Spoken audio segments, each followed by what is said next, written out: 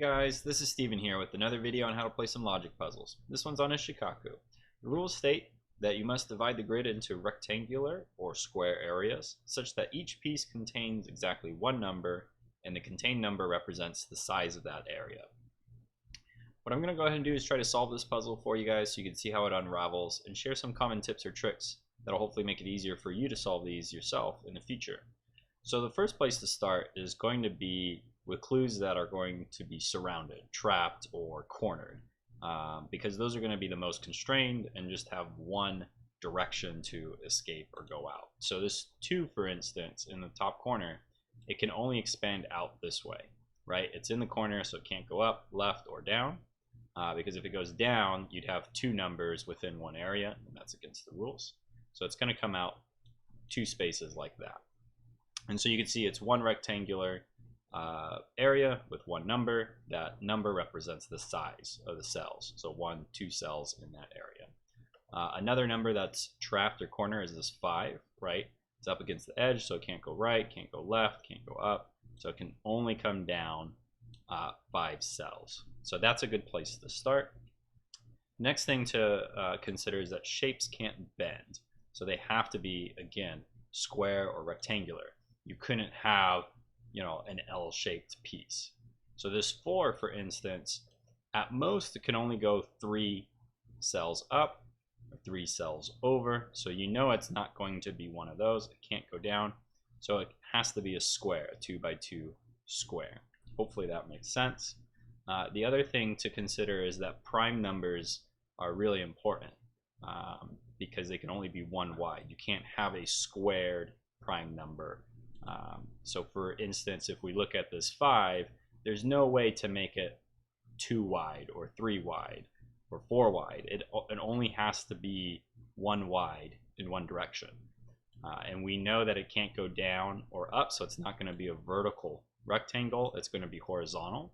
Now we don't know if it's these 5 or maybe it's these 5, but we can maybe figure that out later. The other clues to consider is that similar to the prime numbers, know which ones are limited in their width.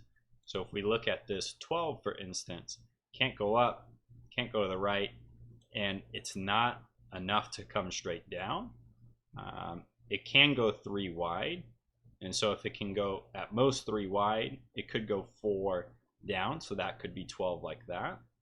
Obviously this doesn't work. 2 times 5 is 10, so we know this is the only possibility for the 12. There's no other way to make the 12 fit in the grid, so that's a good solution there.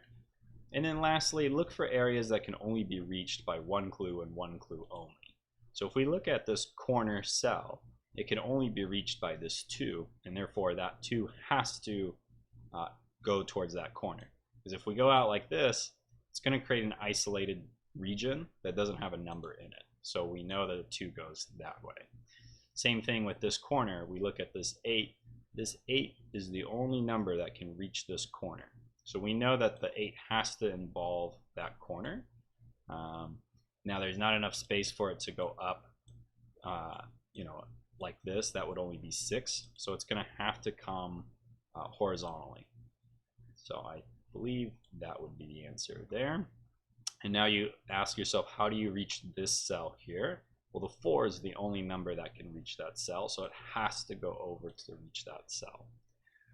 This 3 is trapped or cornered, so it only has one direction it can go in, because it can't go up or to the right. There's already lines or numbers there. This 2 is now cornered, so we have to draw that out to escape. And let's see, from here, this 2 is surrounded, so it can't go up, can't go down, can't go to the right. It's on an edge, so it has to come to the left. And now if we think about this 3, there's not enough space for it to come down, and again, it can't bend. You can't have an L shape, so the only way for it to go is over to the left like that. And if you think about this cell, the only cell or only number that can reach that cell is this 3. And then this 2 is automatically solved. This 5 is now cornered, so it can only go up. And this 8 has to cover all of these cells, because if you think about this cell here, there's no other number that can reach this cell here. Same thing here, I think, because the 5 can only come out here. So if you think about the 8 has to cover these two cells. The only way to do it is to make a rectangle that's a 2 by 4. This 2 is surrounded, so it has to come out. And if we think about this 12 here, it's the only clue that can hit all of these cells over in this area. Because the 4 can come up like this, but it's not going to reach these 6 cells. So you know that the 12 has to encompass those. And if we think about this 5, that's the only clue that can hit this cell.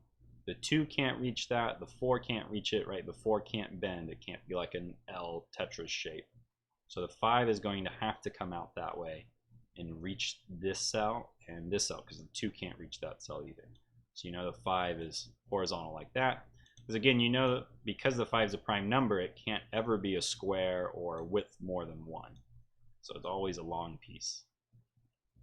This 2 has to cover this cell, because there's no other number that can hit that cell. This 4 now is going to be a 2 by 2, because how do you hit this cell? Well, that's the only way to do it. This 6 then is going to have to cover these 3 cells, because this 2 can only come to the left one or down one. But how are you going to hit this cell and this cell and this cell? Well, you're going to have to do it with the 6. And that solves those 2 already. So you can see how the puzzles solve. Basically, rectangles and squares cover the entire grid. There's one number in every region, and the size of the region is represented by the clue, the number listed. So hopefully that helps for you guys. I believe that's the right answer. Yes, it is. If you've enjoyed this, give it a thumbs up and subscribe for more videos like this in the future.